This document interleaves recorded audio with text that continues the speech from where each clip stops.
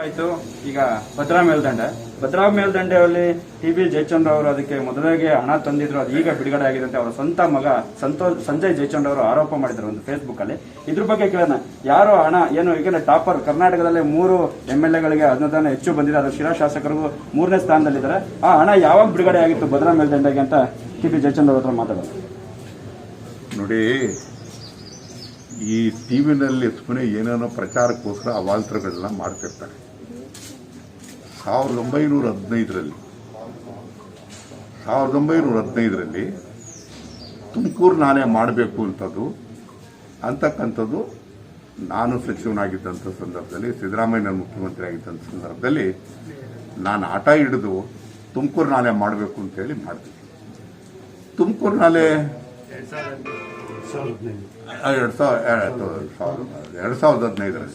2015ರಲ್ಲಿ ಅದನ್ನ ಮಾಡಿದ್ವಿ.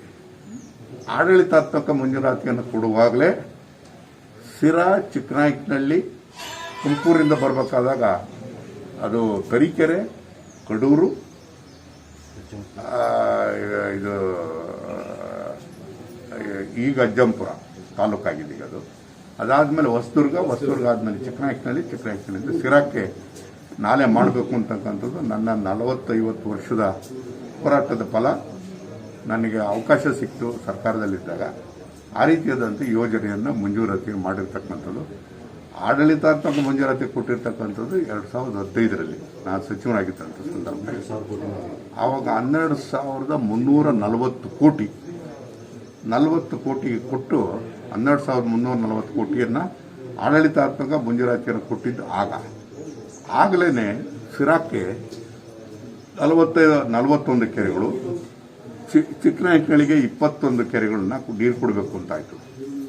ಅದ್ರ ಜೊತೆಗೆ ವ್ಯವಸಾಯ ಮಾಡೋದಕ್ಕೂ ಕೂಡ ನೀರು ಕೊಡಬೇಕು ಅಂತೇಳಿ ಆಗಿ ಸುಮಾರು 15,000 ಎಕರೆಗೆ ಸಿರಾದಲ್ಲಿ ನೀರು ಕೊಡಬೇಕು, ಚಿಕ್ಕನಾಯಕನಹಳ್ಳಿನಲ್ಲಿ ಸುಮಾರು 4,000 ಎಕರೆಗೆ ನೀರು ಕೊಡಬೇಕು ಅಂತಕ್ಕಂಥದ್ದು.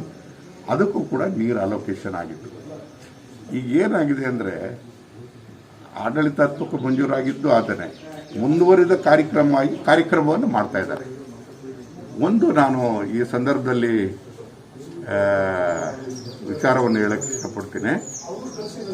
ಇದು ಸುಮಾರು 159 ಕಿಲೋಮೀಟರ್ ನಾಲೆ ಆಗಬೇಕಾಗುತ್ತೆ, ತುಮಕೂರು ನಾಲೆ. ಇದುವರೆಗಾಗಿ ಸುಮಾರು 870 ಎಕರೆ ಜಮೀನು ಬೇಕು. ಲ್ಯಾಂಡ್ ಅಕ್ವಿಷನ್ ಆಗಿಲ್ಲ, ಯಾವ ರೈತರಿಗೂ ಪರಿಹಾರ ಕೊಟ್ಟಿಲ್ಲ, ಹಣ ಕೊಟ್ಟಿಲ್ಲ. ಆ ತುಮಕೂರು ನಾಲೆಗೆ ಶಂಕುಸ್ಥಾಪನೆ ಮಾಡಿದ್ದು ನಮ್ಮ ಸರ್ಕಾರ ಇದ್ದಾಗಲೇ ಸಿದ್ದರಾಮಯ್ಯನವರೇ ಇದನ್ನು ಶಂಕುಸ್ಥಾಪನೆ ಮಾಡಿದ್ದು. ಅವತ್ತಿಂದ ಇವತ್ತರೆಗೂ ಕೂಡ ಯಾವುದೇ ತರವಾದಂಥ ಪ್ರೋಗ್ರೆಸ್ ಇಲ್ಲ. ಕಾಂಗ್ರೆಸ್ ಅಧಿಕಾರದಲ್ಲಿದ್ದಂಥ ಸಂದರ್ಭದಲ್ಲಿ ಸಿದ್ದರಾಮಯ್ಯನವರು ನೀರಾವರಿಗೋಸ್ಕರ ವರ್ಷಕ್ಕೆ 10,000 ಕೋಟಿಯಂತೆ 5 ವರ್ಷದಲ್ಲಿ 50,000 ಕೋಟಿ ಕೊಡ್ತೀವಿ ಅಂತಕ್ಕಂಥ ಮಾತನ್ನು ಹೇಳಿ ಅವ್ರು ಎಷ್ಟು ಕೊಟ್ಟರು ಅಂದರೆ 56,000 ಕೋಟಿ ರೂಪಾಯಿನ 5 ವರ್ಷದಲ್ಲಿ ಕೊಡ್ತಕ್ಕಂಥ ಕೆಲಸವನ್ನು ಮಾಡಿ, ಕೆಲಸಗಳು ತ್ವರಿತವಾಗಿ ಬಹಳ ಬೇಗ ಮುಗಿಸ್ತಕ್ಕಂಥ ಎಲ್ಲ ವಾತಾವರಣ ಆಯಿತು. ಆದರೆ ಅದಾದಮೇಲೆ ಏನಾರು ಪ್ರೋಗ್ರೆಸ್ ಆಗಿದೆಯಾ ಅಂದರೆ ಏನೂ ಪ್ರೋಗ್ರೆಸ್ ಆಗಿಲ್ಲ. ಲ್ಯಾಂಡ್ ಅಕ್ವಿಷನ್ಗಳಾಗಿಲ್ಲ, ಯಾವ ರೈತರಿಗೂ ದುಡ್ಡು ಕೊಟ್ಟಿಲ್ಲ. ಕಾಂಟ್ರಾಕ್ಟರ್ಗಳು ಅರೆಬರೆಯಾಗಿ ಸುಮಾರು ಈ ಹೊಸದುರ್ಗ ಬಾರ್ಡರ್ನಿಂದ ಸಿರಾ ರಾಮಲಿಂಗಾಪುರಕ್ಕೆ ಬರೋವರೆಗೂ ಕೂಡ 700 ಕೋಟಿ ರೂಪಾಯಿ, 600 ಚಿಲ್ಲರೆ ಕೋಟಿಗೆ ಟೆಂಡರ್ ಆಗಿದೆ. ಕಾಂಟ್ರಾಕ್ಟರ್ಗಳು ಒದ್ದಾಡ್ತಾ ಇದ್ದಾರೆ. ಇವತ್ತುವರೆಗೆ ಹಣ ಇಲ್ಲ. ಈ ಮಧ್ಯದಲ್ಲಿ ಈ ನಾಲೆ ಕೆಲಸ ಇನ್ನೂ ಮುಗ್ದೇ ಇಲ್ಲ. ಇದೇ ರೀತಿಯಾಗಿ ಆದರೆ ನಾಲೆ ಕೆಲಸ ಮುಗಿಯೋದಕ್ಕೆ ಇದೇ ಸರ್ಕಾರ ಇದ್ದರೆ ಇನ್ನು 5 ವರ್ಷ ಆದರೂ ಆಗೋದಿಲ್ಲ. ಅಂಥದ್ರಲ್ಲಿ ನಾಲೆ ಕಾಮಗಾರಿಗಳನ್ನು ಮುಗಿದಲೇ ಸಿರಾ ಕಾರ್ಯಕ್ರಮವನ್ನು ಮಾಡಬೇಕು ಅಂತೇಳಿ ತೀರ್ಮಾನ ಮಾಡಿದ್ದಾರೆ. ಸಿರಾದಲ್ಲಿ 41 ಕೆರೆ ಇದ್ದದನ್ನು 64 ಕೆರೆಗಳಿಗೆ ನೀರು ಕೊಡ್ಬೋದು ಅಂತಕ್ಕಂಥದ್ದನ್ನು ಅಂದಾಜು ನಮ್ಮ ಕಾಲದಲ್ಲಿ ತೀರ್ಮಾನ ಆಗಿದೆ. ಅದಕ್ಕೆ ಪೈಪ್ ಹಾಕ್ತಕ್ಕಂಥ ಕೆಲಸವನ್ನು ಮಾಡಿದ್ದಾರೆ. ಅಂದರೆ ಪೈಪ್ ಹಾಕೋದು ಅಂತಂದರೆ, ಯಾಕೆ ಪೈಪ್ ಹಾಕೋದ್ರಿಂದ ಏನಾಗುತ್ತೆ, ಒಂದು ಕಡೆಗೆ ನೀರು ವೇಸ್ಟ್ ಆಗೋದು ತಪ್ಪುತ್ತೆ, ಅದನ್ನು ಇನ್ನೊಂದು ನೀರನ್ನು ಸಮರ್ಪಕವಾಗಿ ಮಾಡ್ಬೋದು ಅಂತೇಳಿ 65 ಕೆರೆಗೆ ನೀರು ಕೊಡಬೇಕು ಅಂದಾಗ ಅದಕ್ಕೆ ಟೆಂಡರ್ ಆಗಿದೆ ಎಷ್ಟಕ್ಕೆ ಅಂದರೆ ಸುಮಾರು 953 ಕೋಟಿಗೆ ಟೆಂಡರ್ ಆಯಿತು. ಟೆಂಡರ್ ಆಗಿದ್ರೆ ಟೆಂಡರ್ ಅಕ್ಸೆಪ್ಟ್ ಆಗಿರೋದು ಎಷ್ಟಕ್ಕೆ ಅಂದರೆ 1065 ಕೋಟಿ. ಅಂದರೆ ಒಂದು 120 ಕೋಟಿ ಹೆಚ್ಚು ಕಾಸ್ಟನ್ನು ಕೊಡ್ತಾ ಇದ್ದಾರೆ ಅಂತಂದರೆ ಯಾವ ಕಾರಣಕ್ಕೋಸ್ಕರ ಕೊಡ್ತಾ ಇದ್ದಾರೆ ಅನ್ನೋದನ್ನು ವಿಶ್ವನಾಥ್ MLC ಆಗಿರ್ತಕ್ಕಂಥವ್ರು ಹೇಳ್ತಾ ಇದ್ರು. ಅಪ್ಪರ್ ಭದ್ರಾದಲ್ಲಿ ಇವರು 21,000 ಕೋಟಿ ಯೋಜನೆಗಳನ್ನ ಮಂಜೂರು ಮಾಡಿ 10% 15% ದುಡ್ಡು ತಗೊಂಡಿದ್ದಾರೆ ಅಂತೇಳಿ ವಿಶ್ವನಾಥ್ ವರ್ಮ ಹೇಳಿರೋದ್ರ ಜೊತೆಗೆ ಸಿರಾದಲ್ಲಿ ನಡೆದಿರತಕ್ಕಂಥದ್ದು ನೋಡಿದಾಗ 100 ಕೋಟಿಗಳನ್ನು ಅವ್ಯವಹಾರವನ್ನು ಮಾಡಿದ್ದಾರೆ. ಇಲ್ಲಿ ಅದು ಹಣ 100 ಕೋಟಿಯಷ್ಟು ಹಣ ಇವತ್ತು ವ್ಯಯ ಆಗಿರ್ತಕ್ಕಂಥದ್ದು ಮೇಲ್ನೋಟಕ್ಕೆ ಕಾಣ್ತಾ ಇದೆ. ಅದ್ರ ಜೊತೆಗೆ ನಾನು ಸಲಹೆ ಕೊಡ್ತಕ್ಕಂಥದ್ದಿಷ್ಟೇ, ಇದು ಮುಂದುವರೆದು ಬೇರೆ ಕಾಮಗಾರಿಗಳನ್ನ ಮಾಡತಕ್ಕಂಥ ಕೆಲಸವನ್ನು ಮಾಡಿ ಅದು ವೇಸ್ಟ್ ಆಗೋದಕ್ಕಿಂತ ನಾಲೆ ಕೆಲಸವನ್ನು ಪೂರ್ಣ ಮಾಡಿ. ನಾಲೆ ಕೆಲಸ 159 ಕಿಲೋಮೀಟ್ರು ಆ ನಾಲೆ ಕೆಲಸ ಮುಗಿದ ಮೇಲೆ ಸುಮಾರು ಒಂದು 80 ಭಾಗ ನಾಲೆ ಕೆಲಸ ಮುಗಿದ ಮೇಲೆ ಸಿರಾ ಕೆಲಸವನ್ನು ಪ್ರಾರಂಭ ಮಾಡಬೇಕು. ಇಲ್ಲಿ ಏನಾಗ್ತದೆ ಅಂದರೆ ಇಲ್ಲಿ ಹೇಳೋರು ಇಲ್ಲ ಕೇಳೋರು ಇಲ್ಲ. 65 ಕೆರೆ ಅಂತೇಳಿ ಕಾಂಟ್ರಾಕ್ಟರ್ಗೆ ಒಂದು ಆದೇಶ ಕೊಟ್ಟಿದ್ದಾರೆ. ಕಾಂಟ್ರಾಕ್ಟರ್ ಕೆಲಸ ಮಾಡ್ತಿರೋದು ನೋಡಿದ್ರೆ ಅವನ ಅಲೈನ್ಮೆಂಟೇ ಚೇಂಜ್ ಮಾಡಿಬಿಟ್ಟಿದ್ದಾನೆ. ನಾನು ಇದೆಲ್ಲದೂ ಕೂಡ ನನಗೆ ಗೊತ್ತಿರ್ತಕ್ಕಂಥದ್ದೇ. ಇದು ಸಂಬಂಧಪಟ್ಟಂಥ ಅಧಿಕಾರಿಗಳಿಗೆ ನಾನು ಎಚ್ಚರಿಕೆ ಕೊಡ್ತಕ್ಕಂಥ ಕೆಲಸವನ್ನು ಕೂಡ ಮಾಡ್ತಿದ್ದೀನಿ. ಇದು ಈ ಸಿರಾಕ್ಕೆ ನೀರು ಕೊಡ್ತೀವಿ ಅಂತಕ್ಕಂಥದ್ದು ಎಚ್ಚರಿಕೆ ಒಂದು ರೀತಿಯಾಗಿ ಒಂದು ಕಣ್ಣೊರೆಸುವ ತಂತ್ರ ಆಗ್ತಾ ಇದೆ. ಮತ್ತು ಎಲ್ಲೋ ಒಂದು ಕಡೆಗೆ ಇಲ್ಲಿ ಬರ್ತಕ್ಕಂಥ ನೀರಿನ ಪ್ರಮಾಣನೂ ಕೂಡ ಕಡಿಮೆ ಮಾಡಿರ್ತಾರೆ. ನೀರಿನ ಪ್ರಮಾಣನೂ ಕೂಡ ಕಡಿಮೆ ಮಾಡಿರ್ತಕ್ಕಂಥದ್ದು ಯಾರಿಗೂ ಕೂಡ ಗೊತ್ತಿಲ್ಲ. ಯಾರಿಗೆ ಗೊತ್ತಿದೆಯೋ ಯಾವ ಜನಪ್ರತಿನಿಧಿಗೆ ಗೊತ್ತಿದೆಯೋ ಯಾರಿಗೂ ನನಗೆ ಗೊತ್ತಿಲ್ಲ. ನೀರಿನ ಪ್ರಮಾಣನೂ ಕೂಡ ಕಡಿಮೆ ಮಾಡಿದ್ದಾರೆ. ಇದು ಸಿರಾಕ್ಕೆ ಮಾಡಿರ್ತಕ್ಕಂಥ ದ್ರೋಹ. ಇವತ್ತು ರಾಜಕೀಯ ವ್ಯವಸ್ಥೆನಲ್ಲಿ ಇವತ್ತು ನನ್ನ ಕಾಲದಲ್ಲಿ ಏನು ಕೆಲಸ ಆಗಿರ್ತದೋ ಅದನ್ನು ಮುಂದೆ ಬಂದವರು ಅದನ್ನು ಮುಂದುವರಿಸ್ಕೊಂಡು ಹೋಗ್ಬೇಕಾಗುತ್ತೆ. ಅದೇ ಕೆಲಸಕ್ಕೆ ಹಿನ್ನಡೆ ಆಯಿತು ಅಂತಂದರೆ ಅವರೊಂದು ಅಪರಾಧಿ ಸ್ಥಾನದಲ್ಲಿ ನಿಲ್ತಾರೆ ಅಂತಕ್ಕಂಥದ್ದನ್ನು ನಾನು ಈ ಸಂದರ್ಭದಲ್ಲಿ ಹೇಳಬೇಕಾಗ್ತದೆ. ಇವತ್ತು ನಮಗೆ ಬರ್ತಾ ಇರ್ತಕ್ಕಂಥ ನೀರಿನ ಪ್ರಮಾಣನೂ ಕೂಡ ಕಡಿಮೆ ಮಾಡ್ತಕ್ಕಂಥ ಕೆಲಸವನ್ನು ಮಾಡಿದ್ದಾರೆ. 65 ಕೆರೆಗೆ ಎಷ್ಟು ಕೊಟ್ಟಿದ್ದಾರೆ ಅಂತಂದರೆ ಓನ್ಲಿ 30% ಮಾತ್ರ ತುಂಬುತ್ತದೆ. 30% ಅಂತಂದರೆ ಆ ಕೆರೆನಲ್ಲಿ ನೀರೆಲ್ಲ ಹಿಂಗೆ ಹೋಗುತ್ತೆ. 30% ನೀರು ಬರೋದು ಅಂತಂದರೆ ಯಾವ ಕೆರೆನಲ್ಲೂ ಕೂಡ ನೀರಿರಲ್ಲ. ಇದನ್ನು ಮಾಡೋದ್ರ ಬದಲು ಹೆಚ್ಚು ಅಲೋಕೇಶನ್ನ ಮಾಡಿಸ್ತಕ್ಕಂಥ ಕೆಲಸವನ್ನು ಮಾಡಬೇಕು. ನಮ್ಮ ಅಲೋಕೇಶನ್ ತಗೊಂಡೋಗಿ ಬೇರೆ ಬೇರೆ ಕಡೆ ಕೊಟ್ಟಿರ್ತಕ್ಕಂಥದ್ದು ನನಗೆ ಗೊತ್ತಿದೆ.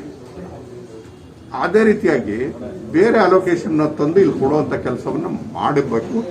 ಆ ಥರ ಮಾಡಿ ನಾನು ಇದ್ದ ಕಾಲದಲ್ಲಿ 41 ಕೆರೆಗಳಿಗೆ ಅರ್ಧ ನೀರು ತುಂಬಿಸ್ಬೇಕು, ಅರ್ಧ ಕೆರೆಗಳನ್ನು ನೀರು ತುಂಬಿಸ್ಬೇಕು. ಇನ್ನು ಮಳೆಯಿಂದ ಬರ್ತಕ್ಕಂಥದ್ದು ಅರ್ಧ ಕೆರೆಗೆ ನೀರು ಯಾವಾಗಲೂ ಕೂಡ ತುಂಬಿರುವಂಥ ಕೆಲಸವನ್ನು ಮಾಡಿದ್ವಿ. ಆ ರೀತಿಯಾಗಿ ಯೋಜನೆಗಳನ್ನ ಮಾಡಿದ್ದನ್ನು ಅದನ್ನು ಬದಲಾವಣೆಯನ್ನು ಮಾಡ್ತಾರೆ. ಅದೇ ರೀತಿಯಾಗಿ ನೀರು ತುಂಬಿಸೋದಕ್ಕೆ ನೀರನ್ನ ಬೇರೆ ಅಲೋಕೇಶನ್ ತರುವಂಥ ಕೆಲಸವನ್ನು ಮಾಡಬೇಕು. ಇಲ್ಲೇನಾಗಿದೆ ಅಂದರೆ ತುಮಕೂರು ನಾಲೆನಲ್ಲಿ ಅದು ತರೀಕೆರೆ, ಕಡೂರು, ಹಿರಿಯೂರು ಕಡೆಯಿಂದ ಬರಬೇಕಾದಾಗ ಎಲ್ಲ ಒಂದು ಕಡೆಗೆ ನಮ್ಮ ಅಲೋಕೇಶನ್ನೇ ಕಡಿಮೆ ಆಗೋಗಿದೆ. ಇದು ಮಾಡಿರ್ತಕ್ಕಂಥ ಮಹಾಪರಾಧ ಸರ್ಕಾರ. ಅದು BJP ಸರ್ಕಾರ ಮಾಡಿರ್ತಕ್ಕಂಥ ಅಪರಾಧ. ಇದು ಯಾರಿಗೆ ಗೊತ್ತಿದೆಯೋ ಗೊತ್ತಿಲ್ವೋ ನನಗಂತೂ ಅರ್ಥ ಆಗ್ತಾ ಇಲ್ಲ. ಇವತ್ತು ಇದನ್ನ ಸರ್ಕಾರ ಎಚ್ಚೆತ್ಕೋಬೇಕು, ಜನಪ್ರತಿನಿಧಿಗಳು ಎಚ್ಚೆತ್ಕೋಬೇಕು. ಇದನ್ನ ಮೂಲ ಯೋಜನೆ ಏನಿತ್ತು ಮೂಲ ಯೋಜನೆಯನ್ನ ಯಥಾ ಪ್ರಕಾರ ಹೆಂಗಿತ್ತು ಅದೇ ರೀತಿಯಾಗಿ ನಡೆಯುವಂಥ ಕೆಲಸವನ್ನು ಮಾಡಬೇಕು. ಹಣ ಮಾಡೋದಕ್ಕೋಸ್ಕರ ಬಹಳ ಬೇಗ ಯಾವ್ಯಾವುದೋ ಟೆಂಡರ್ ಕರೆದುಬಿಟ್ಟು ಇವತ್ತು ಹಣ ಮಾಡ್ತಕ್ಕಂಥದ್ದು ತಪ್ಪಾಗ್ತದೆ. ಸಾರ್ವಜನಿಕ ಹಣ ಪೋಲಾಗೋದಕ್ಕೆ ಬಿಡೋದಿಲ್ಲ. ನಾನು ಇನ್ನು ಕೆಲವೇ ದಿವಸದಲ್ಲಿ ಇನ್ನೊಂದು ಮುಂದಿನ ವಾರ ಅಂಕಿಅಂಶ ಸಮೇತ ಇವರನ್ನ ತಂದಿಟ್ಟು ಪತ್ರಿಕಾಗೋಷ್ಠಿಯನ್ನು ಮಾಡ್ತೀನಿ. ಆಗ ಅದೇನಾದ್ರು ಕೂಡ ಅವರಿಗೆ ಸರ್ಕಾರ ಮುಖ್ಯಮಂತ್ರಿಗಳು ಬದ್ದಾಗದಲ್ಲೇ ಇದ್ರೆ ಕೋರ್ಟ್ ಮೆಟ್ಟಲು ಕೂಡ ಹತ್ತೋದಕ್ಕೂ ಕೂಡ ತಯಾರಿ. ಹಿರಿಯ ಕಾಂಗ್ರೆಸ್ ರಾಜಕಾರಣಿಗಳು ನೀವು ಇತ್ತೀಚೆಗೆ ನಿಮ್ಮಲ್ಲೇ ಒಂದು ಗೊಂದಲ ಸೃಷ್ಟಿಯಾಗಿದೆ. ಒಂದು ಕಡೆ ಕಾರ್ಯಕರ್ತರುಗಳು ಅವರೆಲ್ಲ DK ಶಿವಕುಮಾರ್ ನಮ್ಮ ಮುಂದೆ ಈಗ ನನ್ನ ಯಾವುದೇ ಪ್ರತಿಕ್ರಿಯೆ ಇಲ್ಲ.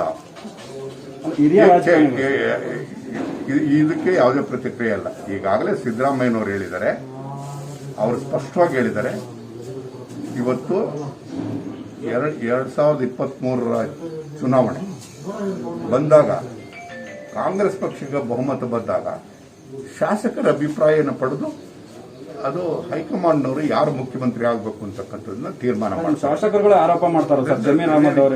ಇವ್ರು ಈಗ ಶಾಸಕರು, ಹೌದು ಸರ್. ಇವ್ರು ಶಾಸಕರು 23ಕ್ಕೆ ಯಾವ ಶಾಸಕರು ಬರ್ತಾರೋ ಗೊತ್ತಿಲ್ಲಲ್ಲ. 23ಕ್ಕೆ ಯಾವ ಬರ್ತಕ್ಕಂಥ ಈಗಲೇ ಗೊಂದಲ ಸೃಷ್ಟಿ ಮಾಡ್ತಾರೆ. ಗೊಂದಲ ಸೃಷ್ಟಿಯನ್ನ ಮಾಡಬಾರ್ದು, ಶಿಸ್ತಿನಿಂದ ವರ್ತಿಸಬೇಕು. ಒಂದ್ ಕಡೆ ಜನ ಕಣ್ಣೀರನ್ನ ಕೈ ತೊಳಿತಾ ಇದ್ದಾರೆ. ಕರೋನಾ ಬಂದು ಎಲ್ಲರನ್ನು ಅವ್ರು ನೆಚ್ಕೊಂಡವಂಥವ್ರನ್ನೆಲ್ಲ ಸತ್ತು ಮಣ್ಣಾಗಿರ್ತದು. ಇಂಥ ಸಂದರ್ಭದಲ್ಲಿ ಒಂದು ಶಿಸ್ತನ್ನ ಕಾಪಾಡುವಂಥದ್ದನ್ನ ಎಲ್ಲರೂ ಕಲ್ತ್ಕೋಬೇಕು. ಈಗ ಜಯಚಂದ್ರ ಆದಿಯಾಗಿ ಎಲ್ಲರಿಗೂ ಕೂಡ ಅದನ್ನು ಕಲ್ತ್ಕೋಬೇಕು, ಶಿಸ್ತನ್ನು ಮಾಡಬೇಕು. ಇವತ್ತು ನಮ್ಮ ಮುಂದೆ ಇರತಕ್ಕಂಥದ್ದು ಏನಂದ್ರೆ, ಕರೋನಾದಿಂದ ಆಗಿರ್ತಕ್ಕಂಥ ಅನಾಹುತಕ್ಕೆ ಪರಿಹಾರವನ್ನು ಹುಡುಕತಕ್ಕಂಥ ಕೆಲಸವನ್ನು ಮಾಡಬೇಕು. ಜನರ ನೆರವಿಗೆ ಹೋಗ್ಬೇಕು, ಜನರ ಬಳಿಗೆ ಹೋಗ್ಬೇಕು, ಆ ಕೆಲಸವನ್ನ ಮಾಡಬೇಕು. ಅದರ ಜೊತೆಗೆ 3ನೇ ಅಲೆ ಕೂಡ ಬರ್ತದೆ ಅಂತಕ್ಕಂಥದ್ದನ್ನ ಇವತ್ತು ಎಲ್ಲರೂ ಕೂಡ ಹೇಳ್ತಾ ಇದ್ದಾರೆ ತಜ್ಞರು. ಆ 3ನೇ ಅಲೆ ಬರುವಂಥ ಸಂದರ್ಭದಲ್ಲಿ ಅದೇನೋ ಇದು ಮುಂದಿನ ತಿಂಗಳೇ ಬರ್ತದೆ, ಇದು ಆಗಸ್ಟ್ ಸೆಪ್ಟೆಂಬರ್ಗೆ ಬರ್ತದೆ ಅಂತಕ್ಕಂಥದ್ದು ಹೇಳ್ತಾರೆ. ಅದು ತೀವ್ರವಾದಂಥ ಹಾನಿ ಮಾಡ್ತದೆ ಅಂತ ಹೇಳಿ ಇವತ್ತು ನಮ್ಮ 3ನೇ ಅಲೆಯಲ್ಲಿ ಬರ್ತಾ ಇರ್ತಕ್ಕಂಥದ್ದು ಡೆಲ್ಟಾ ಪ್ಲಸ್ ಅಂತ ಹೇಳಿ. ಡೆಲ್ಟಾ ಪ್ಲಸ್ ಏನು ಬರ್ತಾ ಇದೆ ಅದು ಅತ್ಯಂತ ಹಾನಿಕಾರಕವಾಗಿರ್ತದೆ ಮತ್ತು ಮಕ್ಕಳ ಆರೋಗ್ಯದ ಮೇಲೆ ಮಾರಣಾಂತಿಕವಾಗಿರ್ತಕ್ಕಂಥ ಹತ್ಯೆಯನ್ನು ಮಾಡುವಂತಹ ಮಟ್ಟಕ್ಕಿರ್ತದೆ. ಹಾಗಾಗಿ ಆ ರೋಗವನ್ನು ನಿಯಂತ್ರಣ ಮಾಡಬೇಕಾದಾಗ ನಾನು ಇಷ್ಟೇ ಹೇಳ್ತಕ್ಕಂಥದ್ದು, ಮೇಲ್ಬಿದ್ದು ಎಲ್ಲರೂ ಕೂಡ ಲಸಿಕೆಗಳನ್ನು ಹಾಕುವಂಥ ಕೆಲಸವನ್ನು ಮಾಡಬೇಕು. ಲಸಿಕೆಗಳನ್ನು ಹಾಕೋದು ಮುಖೇನ ಮಾತ್ರ ರೋಗ 3ನೇ ಅಲೆ ಬರ್ತಕ್ಕಂಥದ್ದು ತಡೆಯೋದಕ್ಕೆ ಸಾಧ್ಯ. ಇಂಥ ಸಂದರ್ಭದಲ್ಲಿ ಅಧಿಕೃತ ವಿರೋಧ ಪಕ್ಷ ಆಗಿ ಇವತ್ತು ನಿಮ್ಮ ಜವಾಬ್ದಾರಿಕೆ ಇದೆ. ಸರ್ಕಾರಕ್ಕಿಂತ ಹೆಚ್ಚಿನ ಜವಾಬ್ದಾರಿ ವಿರೋಧ ಪಕ್ಷದಲ್ಲಿದೆ. ನಿಮ್ಮೆಲ್ಲ ಮುಖಂಡರುಗಳು ಕೂಡ ಇವತ್ತು ಅವರಿಗೆ ಪರಿಹಾರ ಕೊಡಿಸ್ತಕ್ಕಂಥದ್ದು, ಅವ್ರ ನೆರವು ಹೋಗ್ತಕ್ಕಂಥ ಕೆಲಸವನ್ನು ಮಾಡಬೇಕು. ಇನ್ನು ಯಾವುದೇ ರೀತಿಯಲ್ಲೂ ಕೂಡ ಇದು ಮುಂದಿನ ಮುಖ್ಯಮಂತ್ರಿ ಯಾರು ಅಂತಕ್ಕಂಥದ್ದನ್ನು ಯಾರೂ ಕೂಡ ಅದ್ರ ಬಗ್ಗೆ ಚರ್ಚೆನೂ ಕೂಡ ಮಾಡಬಾರ್ದು, ಅದ್ರ ಬಗ್ಗೆ ಯೋಚನೆ ಕೂಡ ಮಾಡಬಾರ್ದು. ಪಕ್ಷವನ್ನು ಸಂಘಟಿಸ್ತಕ್ಕಂಥದ್ದು ಒಂದು ಕಡೆ ಮತ್ತು ಜನರ ಕಷ್ಟವನ್ನು ಬಗೆಹರಿಸ್ತಕ್ಕಂಥದ್ದು ಇನ್ನೊಂದು ಕಡೆ. ಇವೆರಡೇ ಮುಖ್ಯವಾದಂಥ ಕೆಲಸಗಳು. ಅದಕ್ಕೆ ನಾವೆಲ್ಲರೂ ಕೂಡ ಮಗ್ನರಾಗೋಣ.